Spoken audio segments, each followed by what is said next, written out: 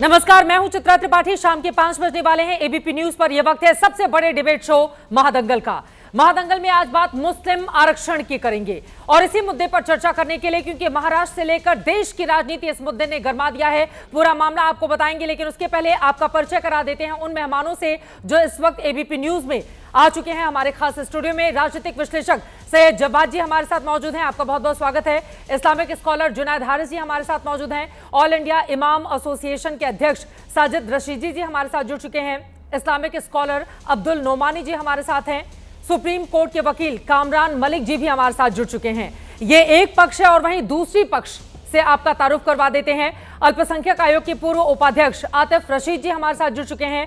हिंदू धर्मगुरु स्वामी दीपांकर जी हमारे साथ मौजूद हैं इस वक्त। हिंदू धर्मगुरु साध्वी विश्वरूपा जी भी हमारे साथ जुड़ चुके हैं। हिंदू धर्मगुरु आचार्य विक्रमादित्य जी भी हमारे साथ मौजूद हैं और साथ ही जूना अखाड़ा की साध्वी कंचन गिरी जी भी हमारे साथ इस वक्त आ चुकी हैं स्टूडियो में। झारखंड से गृह मंत्री अमित शाह ने कांग्रेस पर मुस्लिम आरक्षण का हिमायती होने के जो आरोप लगाए थे, उसे आज उन्होंने एक बार फिर से महाराष्ट्र में दोहराया है। महाराष्ट्र में गृह मंत्री अमित शाह ने आज बीजेपी का संकल्प पत्र जारी किया। उनकी ओर से कहा गया कि उलेमा की एक संस्था ने अल्पसंख्यक आरक्षण की मांग की है, जिसे महाराष्ट्र प्रदेश अध्यक्ष कांग्रेस पार्टी के नाना पटोले ने अपनी सहमति दे दी है, जबकि हमारा संविधान धर्म के आधार पर आरक्षण नहीं दे सकता। यही आरोप कल अमित शाह ने झारखंड की सरजमी से लगाए थे। ऑल इंडिया उलेमा बोर्ड महाराष्ट्र में एमबीए को समर्थन देने का ऐलान कर दिया है, लेकिन साथ में 17 मांगे भी रख दी हैं, जिसमें पुलिस भर्ती में मुस्लिमों को वरीयता, वक्फ संशोधन के खिलाफ समर्थन, मुस्लिमों के लिए शिक्षा और नौकरी में 10% आरक्षण की मांग की गई है। बीजेपी ने इस मुद्दे को हथियार बनाकर सवाल पूछे हैं कि कांग्रेस मुस्लिमों को आरक्षण देगी तो आरक्षण एससी, एसटी और ओबीसी के हिस्से से ही छीना जाएगा। सबूत के तौर पर बीजेपी ने महाराष्ट्र कांग्रेस अध्यक्ष की 1 महीने पुरानी लिखी गई चिट्ठी दिखाई, जिसमें उलेमाओं की मांग पर विचार करने का भरोसा भी दिया गया है। हालांकि कांग्रेस ने पटोले की वायरल चिट्ठी को फर्जी करार दिया है। कांग्रेस की ओर से मुस्लिम आरक्षण पर सफाई का दौर जारी है, लेकिन बीजेपी मुद्दा लपक चुकी है। आरक्षण के जिस मुद्दे पर लोकसभा चुनाव में विपक्ष भारी पड़ गया था, उसी बिसात पर बीजेपी विपक्षी दलों को पटखनी देने की तैयारी में है। मुस्लिम आरक्षण के इस मुद्दे पर आज विस्तार से चर्चा करने वाले हैं। मुस्लिम धर्मगुरु, स्कॉलर और हिंदू धर्मगुरुओं से पूछेंगे सवाल, कानून के जानकारों से समझेंगे मुस्लिम आरक्षण पर कानूनी दांवपेच भी। लेकिन उसके पहले यह रिपोर्ट देखिए।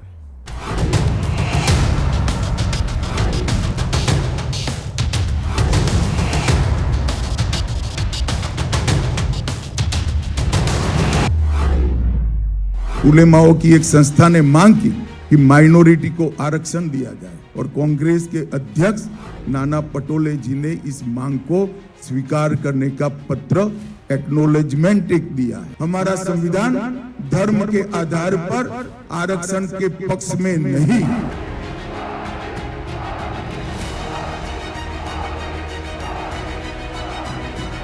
क्या संविधान में धर्म के नाम पर आरक्षण देने का प्रावधान है क्या? केवल झूठ के अलावा कुछ नहीं है।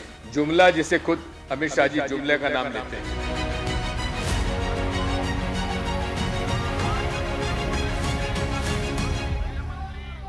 देखिए, जो भी खत लिख रहे हैं वो उन्हीं लोगों को लिख रहे हैं जो उनकी बातों को आगे बढ़ाते हैं, जिन्होंने देश के अंदर तुष्टीकरण किया है और आज भी तुष्टीकरण की बात कर रहे हैं। हमने तो जाति जनगणना कराई और उसके अनुपात में हम लोगों ने आरक्षण भी बढ़ाया। इसको खत्म कोर्ट कौन गया?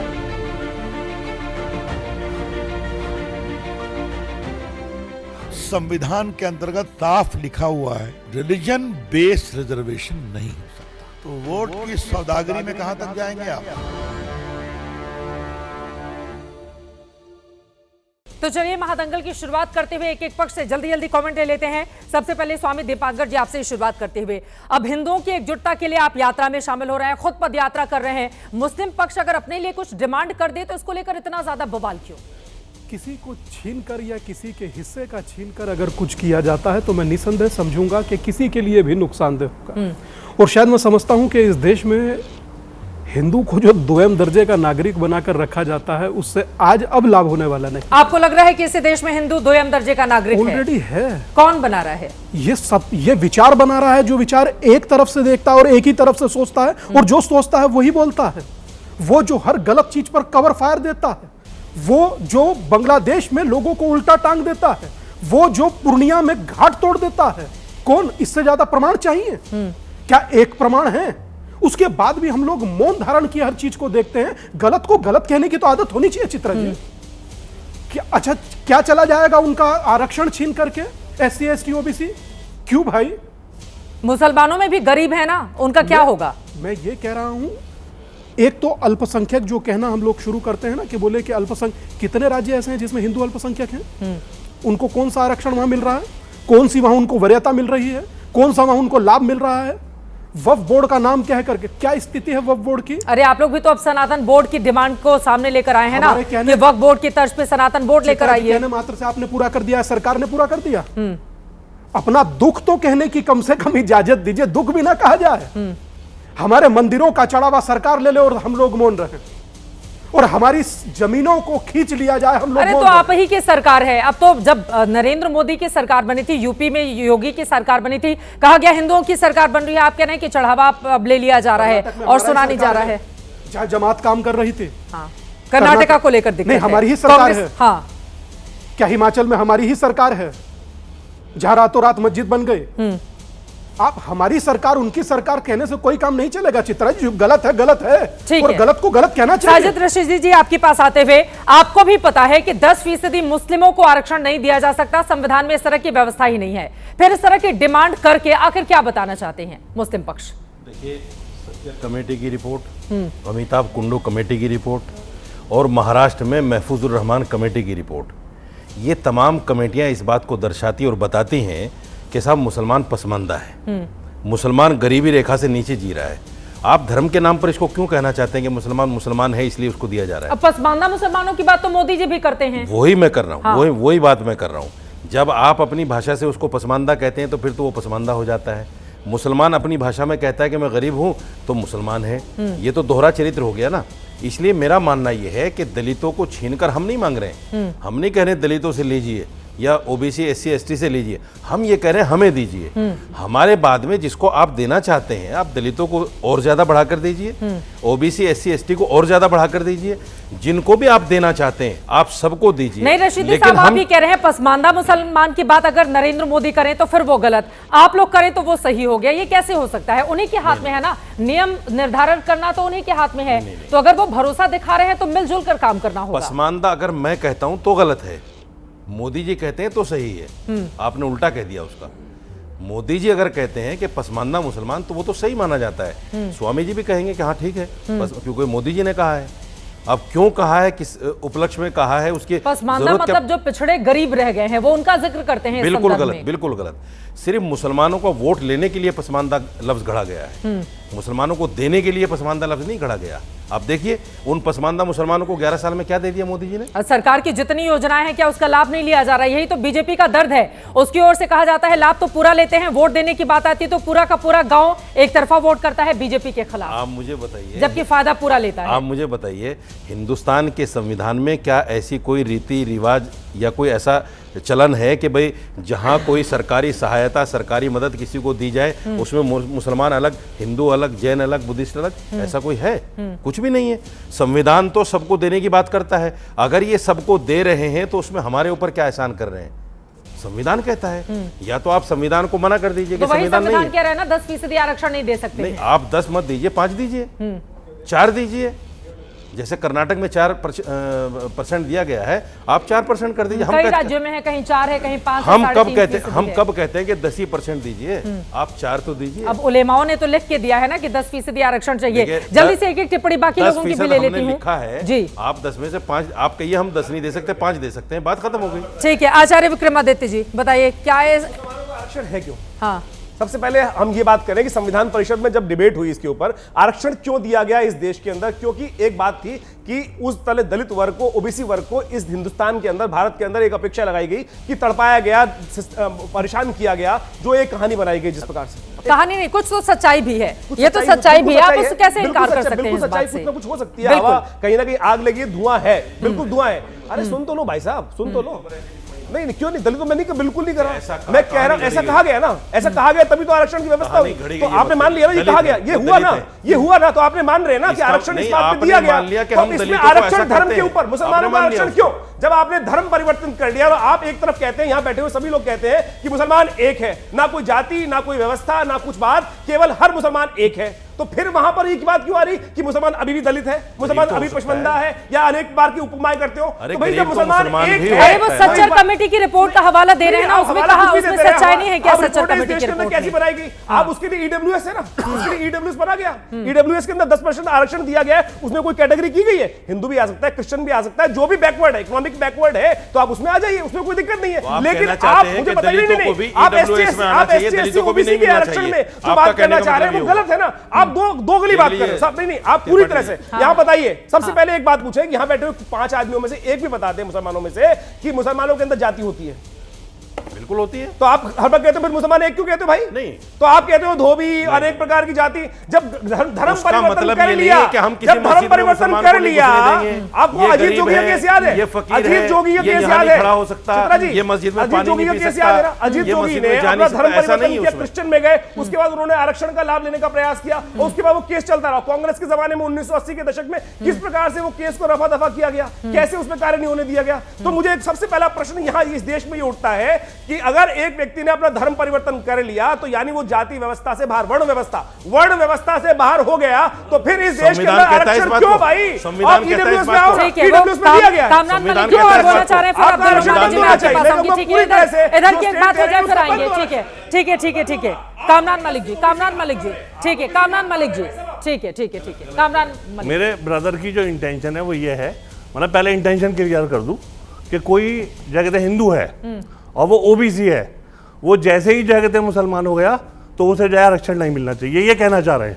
जिस तरह से व्यवस्था, हाँ संविधान, सुनिए सुनिए, आप ब्लैकमेल कर रहे हैं। अरे सुनो तो सही, एक बात हो जाए, फिर आप बोलेगा, एक बार उनकी बात हो जाए, बोलिए। जिस तरह से व्यवस्था अभी भी अवेलेबल है, ठीक है, शेड्यूल्ड कास्ट और शेड्यूल्ड ट्राइब्स, अगर वो हिंदू हैं तो उनको रिजर्वेशन मिलेगा, मतलब एजुकेशन में भी मिलेगा और जगह दें उसमें भी मिलेगा, नौकरी में भी मिलेगा। मगर शेड्यूल्ड कास्ट शेड्यूल्ड ट्राइब्स अगर हिंदू मुसलमान हो जाता है या क्रिश्चियन हो जाता है, तो रिजर्वेशन की पॉलिसी मिलना खत्म हो जाता है। ये व्यवस्था किसने की? ये व्यवस्था नरेंद्र मोदी ने तो की नहीं है, कांग्रेस के जमाने से ये तो संविधान सभा की जब बैठक हुई थी उसमें बहुत सारी बातें डिसाइड हुई थी। जब आप ये कह रही हो, आपने अभी मेरी मैडम ने अभी ये एक्सेप्ट किया था कि जिसको परसों से क्या कहते हैं प्रताड़ित किया गया हो, शोषण किया गया हो, तो उसको रिजर्वेशन मिलना चाहिए, चाहे वो किसी भी कास्ट, किसी भी धर्म का हो। जो कन्वर्ट हो गया वो भी तो एंटाइटल है, उसका भी तो शोषण हुआ है। मुसलमान होते ही शोषण सारे खत्म हो गए, पीछे के क्या? अरे आप जो ब्लैकमेल कर रहे हो, मुझे बताइए, पाकिस्तान में गए मुसलमानों को कोई आरक्षण मिल रहा है? अरे कोई आरक्षण मिल रहा है पाकिस्तान में गए हुए मुसलमानों को? कोई आरक्षण नहीं मिल रहा है। यहाँ पर एक प्रोविजन क्रिएट किया गया। सबसे बड़ी प्रॉब्लम क्या है? ठीक है, उनकी बात हो जाए, उनकी बात हो जाए, बाकी लोग भी इंतजार में है, एक बार उनकी बात हो जाए। आपने अपने अपने बारे में बोलेंगे, अपने अपने बारे में बोलिए जल्दी से। सबसे बड़ी प्रॉब्लम क्या है कि जय कहते हैं, अगर हम जय कहते हैं हिंदू हो जाते, मुसलमान हो जाते हैं, मतलब मैं हिंदू हूँ और शेड्यूल्ड कास्ट शेड्यूल्ड ट्राइब्स का हूँ, मेरा शोषण जो है बरसों से होता आ रहा है, और मैं जैसे ही मुसलमान कम्युनिटी में या क्रिश्चियन कम्युनिटी में एंटर हो गया और जय कहते हैं मेरा रिजर्वेशन नहीं मिलेगा मुझे। अरे तो ये व्यवस्था इन लोगों ने नहीं की है ना, इन्होंने नहीं की है। संविधान में अगर हम बार बार बाबा साहब आम्बेडकर का संविधान दिखाकर हम बताते हैं संविधान खतरे में है, तो अगर हम कहेंगे कि नहीं अलग से आप व्यवस्था कीजिए, तो उसी संविधान को लेकर तो हम सवाल खड़े कर रहे हैं ना, उसी संविधान को लेकर हम सवाल खड़े कर रहे हैं। ठीक है, बाबा साहब आम्बेडकर के संविधान में ही इस तरह की व्यवस्था है ना, बाबा साहब के उसी में ये व्यवस्था की गई, ये व्यवस्था की गई। आप कह रहे हैं संशोधन किया जाए, आप कह रहे हैं संशोधन किया जाए। ठीक है, बाकी लोगों की एक एक टिप्पणी। आतिफ रशीद, इनके बाकी लोग भी हैं। आतिफ रशीद जी, हाँ एक मिनट। ठीक है, वो कह रहे हैं कि संशोधन तो कर लीजिए ना, बहुत सारे शब्दों को हटाया गया। ठीक है, एक एक करके आवाज नहीं जाएगी। मैं जरा सी अपनी बात कर, हाँ बोलिए। मैं किसी वो कह रहे हैं संशोधन कर लीजिए, मेरी किसी मुसलमानों को आरक्षण के लिए। टिप्पणी नहीं है। पहली बात मैं बता दूं कि मुसलमानों में भी जातिवाद है। मुसलमानों में भी 3 कैटेगरी है, एक अशराफ कैटेगरी है, एक अर्जाल कैटेगरी है, एक अजलाफ कैटेगरी है। नहीं, अब देखिए, मैंने कहा, सुनिए ना, मेरी बात सुनिए। तीरगरों की मस्जिद अलग है, कुरैशियों की मस्जिद अलग है, कब्रिस्तान अलग है, कब्रिस्तान अलग है, मदरसे अलग है, बड़ी जात की छोटी जात में साजिद भाई ये सच्चाई है, इस सच्चाई को स्वीकार कीजिए, इस सच्चाई को स्वीकार कीजिए। बड़ी बिरादरी का सैयद खान पठान किसी नाई कसाई तेली धोबी को अपनी लड़की नहीं दे सकता, इसे मानिए। आपका कब्रिस्तान अलग है, कुरैशियों का कब्रिस्तान अलग, सैयदों का कब्रिस्तान अलग, पठानों का कब्रिस्तान अलग। एक बार इनकी बात सुन ले, एक बार इनकी बात सुन ले, फिर आ रही हूँ की मस्जिद अलग, सैयदों की मस्जिद अलग, खान पठानों की मस्जिद अलग। देखिए आप गलत बात मत कीजिए। आप मुझे एक सवाल का जवाब दे दीजिए, सच्ची बात एक सवाल का जवाब दे दीजिए। लेकिन एक सवाल पूछो, एक सवाल एक सवाल कर रहे हो आपसे, एक सवाल ले लीजिए, उनका सवाल ले लेते हैं। क्या किसी मस्जिद में अरजाल की जमात पीछे होती है, अशराफ के आगे होती है? बोलिए, एक मस्जिद बताइए। वो पूछ रहे हैं मस्जिद में क्या आगे की बात बता, पसमानदा मुसलमानों की आप बात कर रहे हैं। ये दरअसल वही पसमानदा मुसलमान हैं जो भारतीय मूल के वे दलित लोग हैं जो कभी हिंदू हुआ करते थे, वे कन्वर्ट हो गए और उनको आज आरक्षण है, आरक्षण है उनको, मैं भी कन्वर्ट उनको ओबीसी कैटेगरी में आरक्षण है, उनको ओबीसी कैटेगरी में आरक्षण है, ओबीसी में अंसारी है, ओबीसी में कुरैशी है, ओबीसी में तेली है, ओबीसी में सैफी है।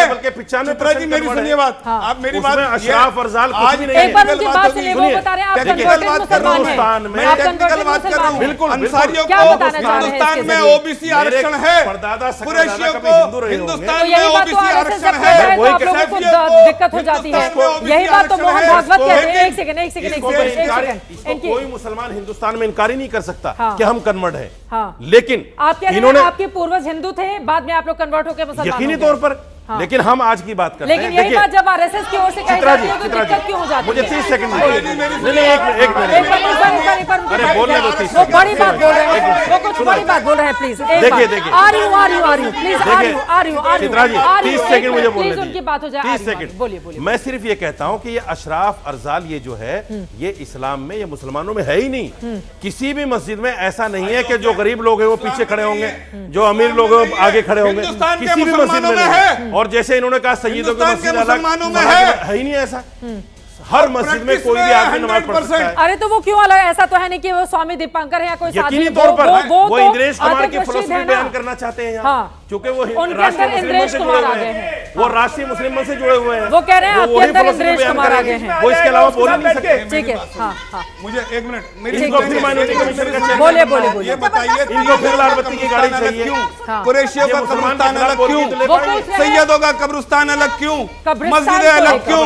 आप शादी ब्याह बताइए कहाँ होती है, बताइए किस कुरैशी की शादी सैयदों ने? अब मेरी सुनिए, आरक्षण पे बात मतलब शादियां भी नहीं होती हैं, शादियां भी नहीं होती। कब्रिस्तान का मतलब क्या हुआ भाई साहब? जी मेरा, मैं अशराफ अरजाल की बात करता हूँ। जरा एक बात अब्दुल नोमानी जी की बात हो जाए, बाकी लोगों की टिप्पणी हो जाए। गलत ट्रैक पे ले जा रहे हैं आतिफ रशीद। आप मुसलमान हैं, आपको मुसलमान रहना चाहिए, उधर से भी लोग, ठीक है, कैसे बात कर रहे हो आप? 2 मिनट में मैं आऊंगी, एक एक टिप्पणी बाकी लोगों की भी हो जाए। ओबीसी आरक्षण है, मुसलमान उसमें मुसलमानों की बिरादरियां हैं। दरअसल तथाकथित अशराफ तबका उस 27% में से 4% निकालता है, लाल बत्ती और उन लोगों का निकालता है जो असल में हकदार है, और जो हकदार नहीं है उनको देने की। लाल बत्ती लेने के लिए ऐसी बातें ना करो। मुसलमानों में लाल बत्ती लेने के लिए व्यवस्था है, वो कब्रिस्तान का उदाहरण दे रहे हैं, वो शादियों का उदाहरण दे रहे हैं, जिसके जरिए वो अपनी बात को आगे बढ़ा रहे हैं। इस पर टिप्पणी आपकी। देखिए, ये जो है बिल्कुल गलत अवधारणा है।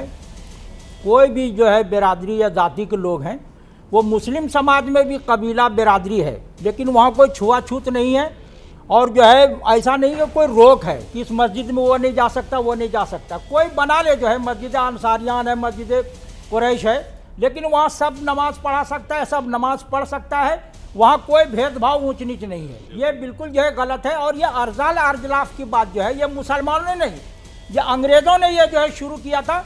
जमीयत उलमा की इजलास में लाहौर में 1942 और 40 में बाकायदा रिजोल्यूशन जो है मंजूर हुआ है कि इसको जो है वो सरकारी कागजात से जो है निकाला जाए। वो कैसे आएगा बताइए, बैकवर्ड कैसे मानोगे आप? नहीं, आप कह दो बातें अलग बोल रहे हो। सामाजिक आधार है नहीं, बैकवर्ड है, वो अलग अलग बात बोल रहे हैं साहब। आप कह रहे हैं वैसा है ही नहीं, तो मुझे बताइए ना, अंसारी जो बैकवर्ड है, जो उनको समझ कैसे शैक्षणिक जो है बुनियाद पे है, धार्मिक आधार पे नहीं। सारे मुसलमानों को थोड़ी रिजर्वेशन मिलेगा। जो हिंदू समाज में जो जाति है वही जाति मुस्लिम समाज में है, उनको सिर्फ रिजर्वेशन मिलेगा। अपनी अपनी बारी में बोलेंगे, अपनी अपनी बारी में बोलेंगे। एक बार उनकी बात पूरी हो जाए, मैं आ रही हूँ, आप मैं साध्वी जी आ रही हूँ आपके पास। एक बार उनकी बात पूरी हो जाए, एक बार उनकी बात पूरी हो जाए। अपनी अपनी बारी में बोलेंगे प्लीज, अपनी अपनी बारी में प्लीज। दोनों तरफ से लोग बोलेंगे, समझ में नहीं आएगा, प्लीज अपनी अपनी बारी में। दलित महामंडलेश्वर है, जूना अखाड़े में कितने दलित महामंडलेश्वर है, तो कहाँ से जाति की बात आ गई, कहाँ छुआछूत की बात आ गई? एक बार फिर से लौट कर आते हैं, 10% मुसलमानों को क्या आरक्षण मिलना चाहिए, इसकी जो मांग की गई है उलेमाओं की ओर से, क्या सरकार उस पर विचार करेगी? एक सेकेंड, अपनी अपनी बारी में, अपनी अपनी बारी में, अपनी अपनी बारी में प्लीज, अपनी अपनी बारी में, अपनी अपनी बारी में बोलेंगे। वो हमारे बहुत करीब है, जो हरि के हृदय में बसते हैं, वो तो छुआछूत कहाँ से आ गया? आइए ना हमारे अखाड़े में, कितने हमारे दलित नरसिंह मेहता की बात को जो है खुद हरिजनों ने नहीं माना है, ये कैसे आप दलितों की बात कर रहे हैं? नहीं, लेकिन छुआछूत की बात कर रहे हैं साध्वी कंचन गिरी जी, लेकिन ये बात भी सच है ना कि अभी भी बहुत सारे गांव ऐसे हैं, बहुत सारा तबका ऐसा है जहां पर जो दलित कम्युनिटी के लोग हैं उनके साथ भेदभाव हुआ था, उसमें कमी आई है, लेकिन वो खत्म नहीं हुआ है। जिसको लेकर आप लोग आगे बढ़ते हैं कि हिंदुत्व होना चाहिए, जाति में विभेद नहीं होना चाहिए। उनके पाँव धारी नहीं है, जो है ग्रंथों में कहीं हिंदुत्व नहीं है। हिंदुत्व हिंदू है, सनातन तो है ना। सनातन जो है वो गुणवाचक के तौर पे है, वो नाउन नहीं है, वो कोई। अभी आप 2 मिनट पहले साध्वी विश्वरूपा जी को वो कह रहे हैं कि कुछ है ही नहीं, सनातन का भी वो उसको खारिज कर रहे हैं। हाँ। जी सुनिए आप सबसे पहले वो अपनी ही बातों से मुकर रहे हैं। अभी आप कुछ कह रहे हैं, अभी कुछ समय पहले आपने बोला कि जाति है ही हमारे, सब लोग बोलेंगे, फिर आप कहते हैं कि जातियों में बटे हुए हैं। सब लोग अपने अपने क्षेत्र के जाने माने लोग हैं, प्लीज अपनी अपनी बारी में बोलेंगे, अपनी अपनी बारी में, अपनी अपनी बारी में, अपनी अपनी बारी में। सब लोग बोल रहे हैं, समझ में नहीं आ रहा है। साध्वी जी आप अपनी बात बोलने दीजिए, नोमानी साहब इनको बोलने दीजिए, ठीक है? आपने सवाल पूछा, इनको बोलने दीजिए, और लोग भी इंतजार में हैं किसी की टिप्पणी। आपने बात कही उनका आत्ममंथन कीजिए। जो आप कह रहे हैं ना, एक बार आप कह रहे हैं कोई जाति नहीं है, एक बार कह रहे हैं कि बहुत सारी जातियां। सुनिए पहले हमें सुनिए, आप शांतिपूर्वक सुनिए। सुनिए अभी जब अब वो जो बोल रहे हैं आपने मना किया, दूसरा एक बात सुनिए, किन्हें आरक्षण मिलना चाहिए, आरक्षण किन्हें मिलना चाहिए? जो कश्मीर में 3 क्या करते हैं, तो यही तो आप लोग आकर अपनी ही बात को एक सेकेंड, तो अपनी बात को एक सेकेंड रशीदी साहब, तो आप अपनी बात को खुद ही खारिज कर रहे हैं ना। एक सेकेंड रशीदी साहब, आप अपनी बात को खुद ही खारिज कर रहे हैं, क्योंकि जब आरक्षण की व्यवस्था बनी थी तो छुआछूत उसमें एक बड़ा मुद्दा था। आप कह रहे मुसलमानों में है ही नहीं, तो फिर आपको आरक्षण क्यों चाहिए? जब भी छुआछूत की बात होती है और दलित वर्ग के साथ भेदभाव की बात होती है, तो आरक्षण की व्यवस्था इसी वजह से तो की गई थी। ये सरकार का दायित्व है कि जो गरीब है देश में उसको रिजर्वेशन दिया जाए। ये सरकार का दायित्व है। तो गरीब तो अपर कास्ट में भी बहुत ज्यादा है, ऊंची जातियों में भी गरीब बहुत ज्यादा है। कौन बात करता है? मैं कब मना करता हूं? कौन बात करता है? मैं कब मना कर रहा हूं कि उनको मत दीजिए? ठीक है, रिजर्वेशन वहीं मुसलमानों में तो ठीक है। हम ये नहीं कहते कि स्वामी जी को मत दीजिए, आप स्वामी जी को भी दीजिए, लेकिन हमें दीजिए। सैयद जवाद जी एक करके अपने बारे में प्लीज, सैयद जवाद इनको बोलने दीजिए। साध्वी जी लगभग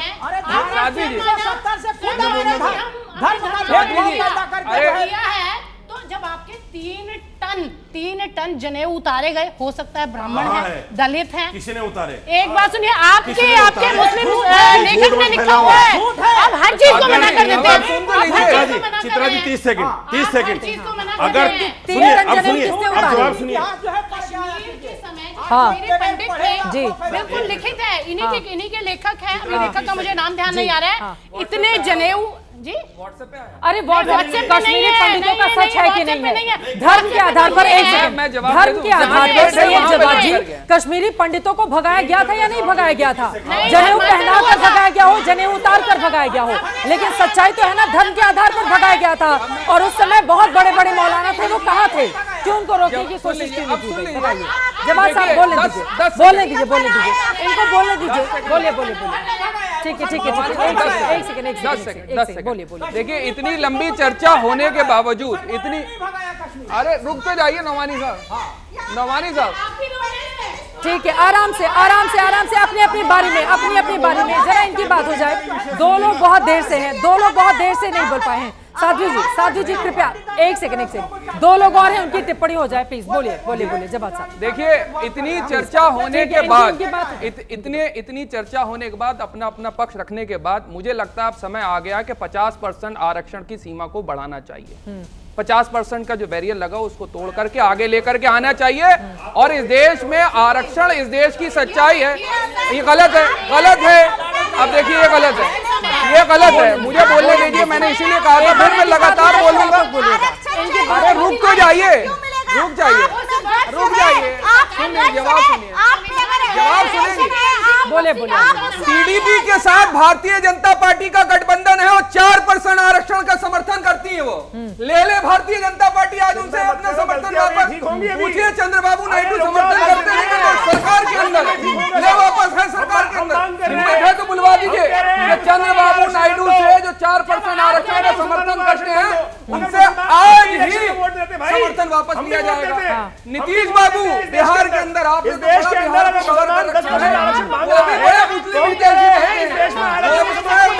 बड़े हिमायती बनते हैं और यहाँ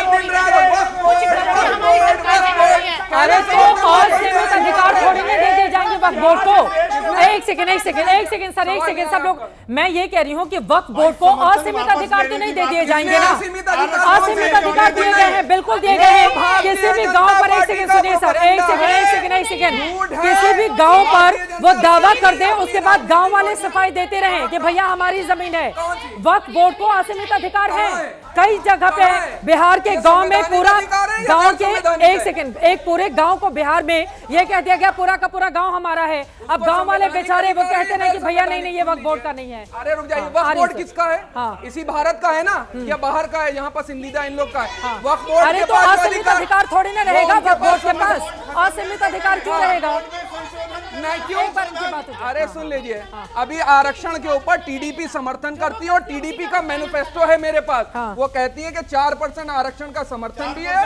और सुन लीजिए मेरे पास ये उनका है, जिस दिन मस्जिदों के लिए, कब्रिस्तानों के लिए, अरे सुन लीजिए, मस्जिदों के लिए, कब्रिस्तानों के लिए, मुअज्जिन के लिए और इमामों के लिए 10,000 5,000 रुपए स्टेट सरकार देगी। ये उनके मैनिफेस्टो का हिस्सा है। भी दे रहे हैं, ये तो शिंदे साहब भी दे रहे हैं, ये तो शिंदे साहब ने भी दिया है महाराष्ट्र में। गृह मंत्री जी क्या कह रहे हैं? देखिए, भारतीय जनता पार्टी का चाल चरित्र और चेहरा कैसा है।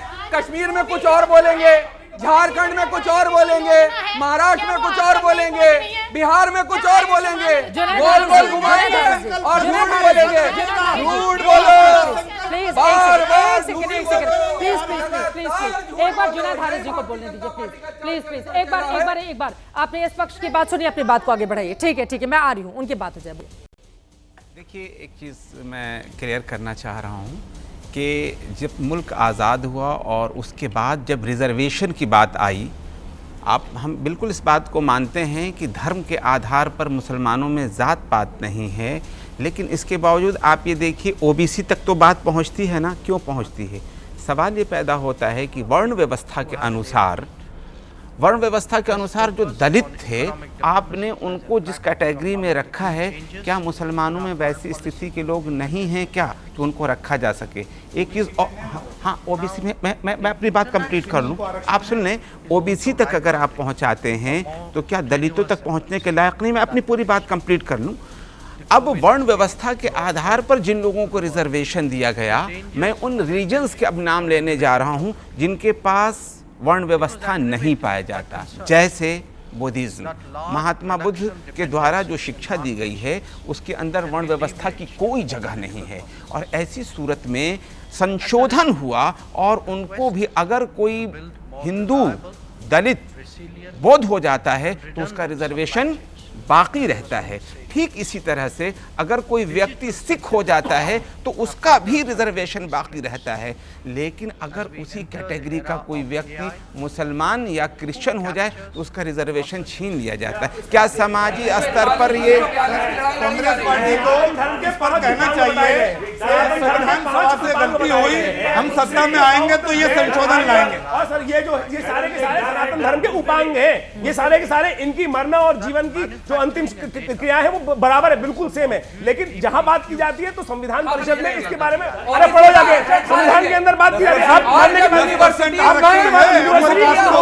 अंतिम क्रिया है और 10% आरक्षण है, यूनिवर्सिटी में नियुक्तियां होगी तब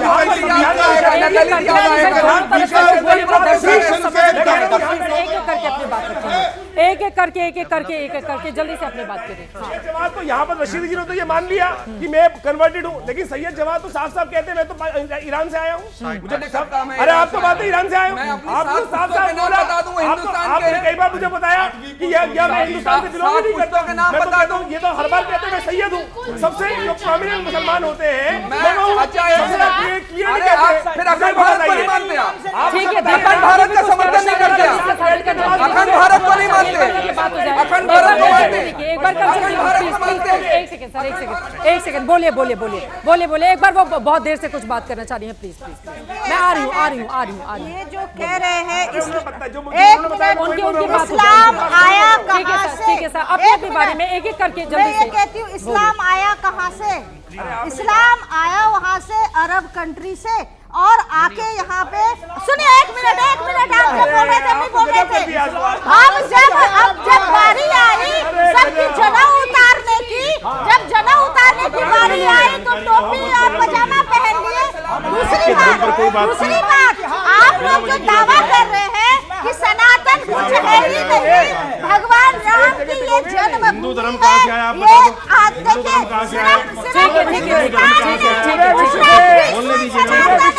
हिंदू धर्म पूरा विश्व चले जाइए, आप बोल ही नहीं पाओगे, हम धर्म पर बोलेंगे तो बोल नहीं पाओगे आपके पास कुछ इस्लाम धर्म पर बात मत करो, धर्म पर बात मत करो, यहाँ धार्मिक डिबेट नहीं है, धार्मिक डिबेट नहीं, चुप रहिए आप, गलत बात कर रही है, इस्लाम पर बात मत कीजिए, आपको बोलना नहीं आता, चुप रहिए। ये क्या तरीका हुआ, इस्लाम कहाँ से आया?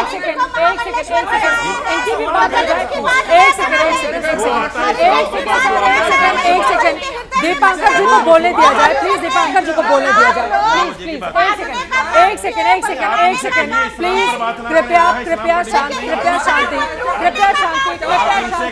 एक सेकंड।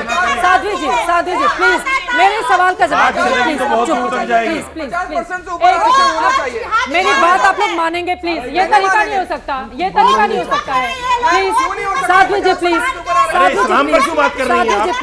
साध्वी जी आप चुप रहिए, इस्लाम को नहीं जानती आप, साध्वी जी चुप रहिए आप, अरे तो आप सरकार को चुप रहिए आप, चुप रहिए, नियंत्रण बिल लेकर आए, ठीक है प्लीज साध्वी जी प्लीज एक सेकंड आप मेरा टाइट फ्रेम दिखाएं, किसी की कोई ऑडियो इस वक्त स्क्रीन पे हमारे दर्शक नहीं सुन रहे हैं, प्लीज ये तरीका नहीं हो सकता, ये तरीका किसी की आवाज नहीं जा रही है, किसी आप चुप कराइए प्लीज, साध्वी जी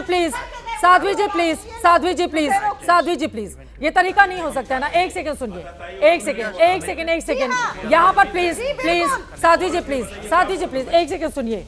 ये देश अगर सबका है तो कम से कम जो दर्शक देख रहे हैं, एक सेकंड साध्वी जी प्लीज ये तरीका नहीं हो सकता, दीपांकर जी को दिखाइए आप टाइट फ्रेम में, मत दिखाइए फ्लोर पर किसी को।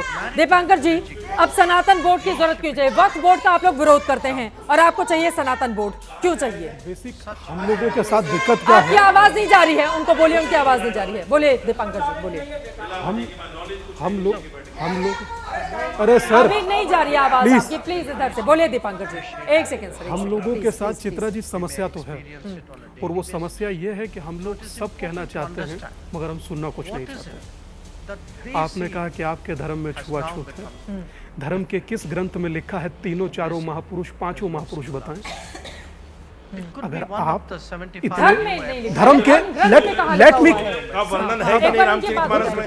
शूद्र का वर्णन है कि नहीं रामचरितमानस में? बोलने दीजिए ना, शूद्र का वर्णन एक बार उनकी बात हो जाए। सब बताएंगे, शूद्र का वर्णन सब बताएं, सब एक बताएंगे। बार हाँ, एक बार दीपांकर जी को सुन लीजिए, एक बार दीपांकर जी को प्लीज आप ही के पक्ष के हैं, आप ही के पक्ष के हैं महाराज जी, प्लीज। चित्रा जी एक सेकेंड, अगर इनको भी थोड़ा मौका अगर आप लोग दे दीजिए तो वो बोल लेंगे, प्लीज प्लीज। चित्रा जी, मैं बहुत प्रमाणिक कह रहा हूँ, किसी धर्म ग्रंथ में ना तो गिराने का, ना छुआछूत का, ना जाति का जिक्र नहीं है। 1900 लेट मी कंप्लीट, मैं आप ही की बात का जवाब दूंगा। 1931 में British census commissioner Herbert Risley ने कहा था, जिसका ठोडी ऐसी वो उच्च जाति, जिसका माथा ऐसा वो उच्च जाति, जिसकी गर्दन ऐसी वो उच्च जाति, जिसके कंधे ऐसे वो उच्च जाति। ऊंच और नीच हमने आज तक नहीं किया, माली ऊंचा या तेली, सुनार ऊंचा या लोहार, ये हमसे कह रहे हैं, कह देने में कोई आपत्ति नहीं। श्रीमद् भगवत गीता अध्याय नंबर 4 श्लोक नंबर 13 पन्ना नंबर 176, चातुर्वर्णमया सृष्टम गुण कर्म विभाग्यशः। जो मेरे योगेश्वर ने कहा वो मानूं या जो भाई साहब कह रहे हैं ये मानूं? मैं तो नकारता हूं एक तरफ से। उन्होंने कहा कि जाति के आधार पर नहीं, गुण और धर्म के आधार पर बांटा जाता है, गुण और कर्म के आधार पर, पहली बात। दूसरी बात, आरक्षण का जिक्र कर रहे हैं, बहुत अच्छा। अलीगढ़ और एएमयू में देना उन्हें दलितों को, बड़ी बात है, बिल्कुल देना, बिल्कुल देना। अच्छा सुप्रीम कोर्ट ने डिसीजन तो दे दिया है, सुप्रीम कोर्ट ने, उनकी बात हो जाए फिर आप बोलिएगा, उनकी बात हो जाए, उनकी बात हो जाए, उनकी बात हो जाए, उनकी बात हो जाए, उनके बात जवाब साहब प्लीज, ये तरीका नहीं हो सकता। मैं आपकी तरह डिबेट नहीं, बोले नहीं, ये तरीका गलत है, जवाब साहब ये तरीका नहीं हो सकता है। हाँ बोलिए, आप अपनी बात। चित्रा जी, अंबेडकर की पुस्तक है हु आर शूद्रास।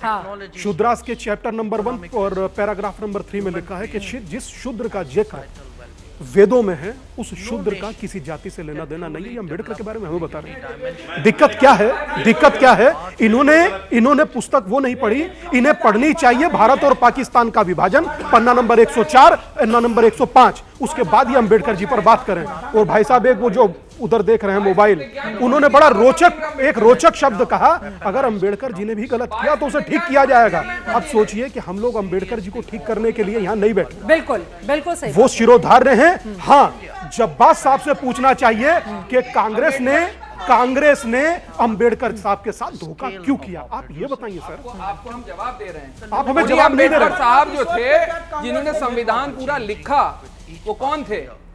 और कांग्रेस ने उनको कहां से कहां तक रखा हुआ था आपको नहीं पता है?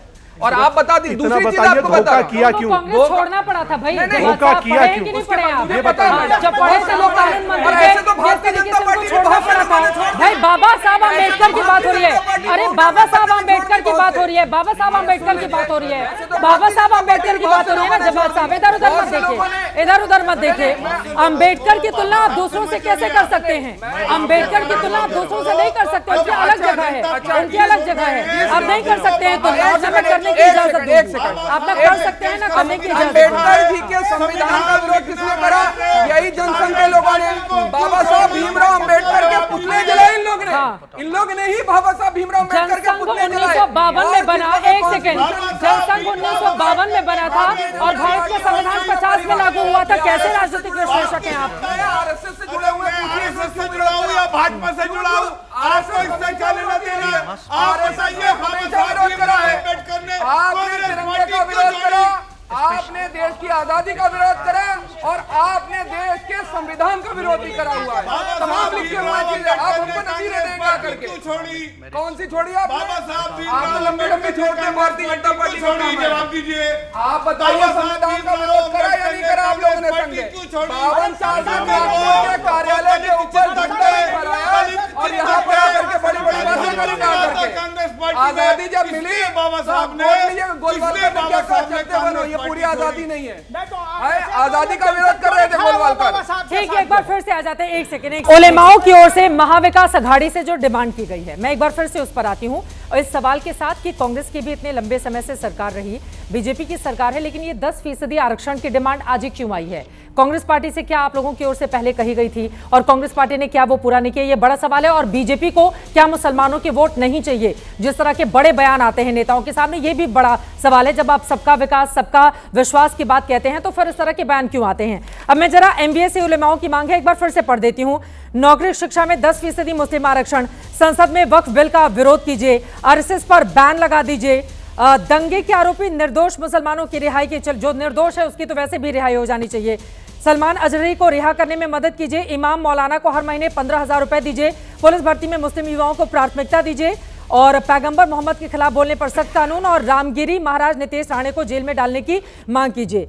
ये है उन लोगों की बातें। अब एक एक करके जरा जल्दी जल्दी से टिप्पणी, अगर इस तरह की डिमांड की जा रही है क्या दिक्कत है? देखिए ऐसा है, मेरा एक मानना ये है कि ये मुद्दों से अटकाना लटकाना और भटकाने की जो कांग्रेस की पुरानी पॉलिसी है उसके तहत ये एक मामला दोबारा सामने आया है। मेरा एक मानना है कि जो मुसलमानों का, जो दलित शोषित पीड़ित तबका है मुसलमानों का, जिसे पसमानदा मुसलमान भी कहा जाता है, उनको 27% ओबीसी आरक्षण है और जो मुसलमानों का वो तबका जो अशराफ तबका कहलाता है उसको इकोनॉमिकली वीकर सेक्शन में 10% का जो आरक्षण है उसमें उसको भरपूर आरक्षण का लाभ मिल रहा है। क्या उनको लगता है कि मेरा देखिए, आप बात मेरी होने दीजिए, अपनी बात बाद में कहिएगा।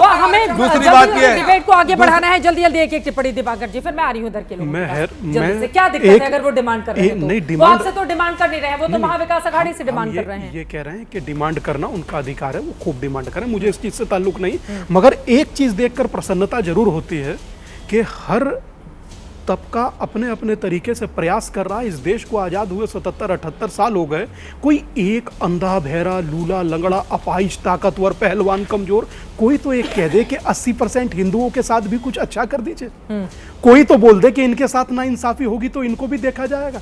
बांग्लादेश कश्मीर देखने के बाद कोई मेरे भाई जैसे सर तन से जुदा के नारों में भीड़ लगती है, कोई एक भीड़ लगी ऐसी कि बांग्लादेश में जो हो रहा है थू ऐसी लानत है ऐसी विचारधारा पर, कोई नहीं बोला। बोले साजिद रशीद जी, सच बात है ना ये, तो इस बात से कैसे इनकार करें? चाहें तो एक बार उनकी बात सुना दें। हाँ। अच्छी तरह सुन लीजिए। बांग्लादेश में जो भी हुआ, हमने सबने जितने भी मुस्लिम स्कॉलर्स हैं सबने टीवी पर बैठकर कहा गलत है। आप नहीं मानते मत मानिए। दूसरी बात, सर मैं आपकी बारी में नहीं बोला, नहीं बोलिए, बारी की बात नहीं कह रहा हूं, आप ही बोलिए। अब सुन लीजिए, कह रहा हूं सब मेरे चीज भाई टीवी नहीं है सर, सुनिए ना। गो हेड। 700 मुसलमानों की मोब लिंचिंग हो गई जय श्री राम का नारा लगाकर, आपने एक बार भी उसके लिए यात्रा निकाली?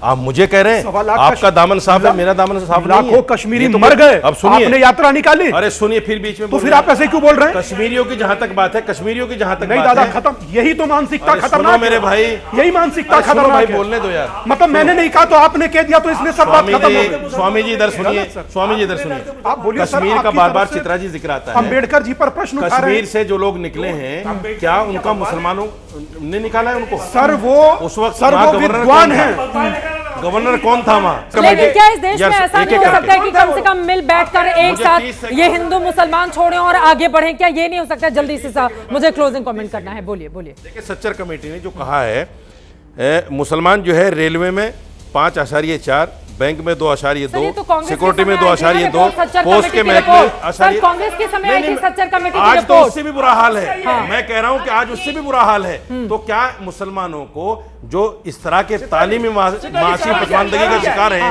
जो गुर्बत में जिंदगी जी रहे हैं, क्या उनको नहीं मिलना चाहिए? अब जो गरीब है तो खड़े होना चाहिए कि गरीब मुसलमान। ठीक है, जल्दी से माननीय सर्वोच्च न्यायालय ने बिल्कुल ठीक कहा। माननीय सर्वोच्च न्यायालय ने एक बात तो कहते हैं स्वामी, मदरसों से गरीब मुसलमान को मिलना चाहिए, ये नहीं कहेंगे क्योंकि मुसलमान है, मुसलमान के साथ देना पड़ेगा। दे तो रहे हैं ओबीसी में गरीब मुसलमान को, ईडब्ल्यूएस के 10% में दे तो रहे हैं। हिंदू नहीं आता क्या? देश में मुसलमान ओबीसी में हिंदू नहीं आता क्या? ओबीसी में हिंदू नहीं आता क्या? फिर आपको क्या दिक्कत है? आपको हिंदू का नहीं चाहिए क्या? आपको सिर्फ मुसलमान का चाहिए? आपको हिंदू गरीब नहीं दिखेगा, आपको मुसलमान नहीं दिखेगा। गुजर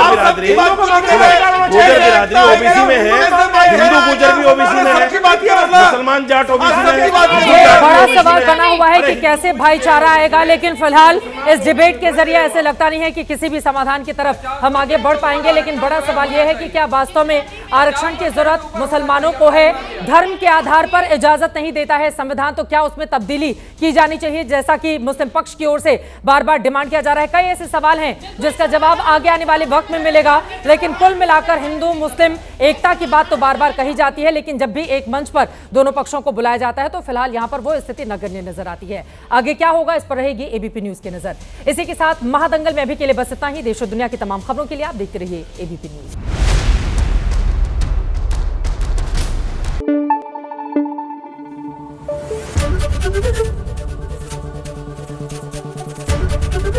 एबीपी न्यूज आपको रखे आगे।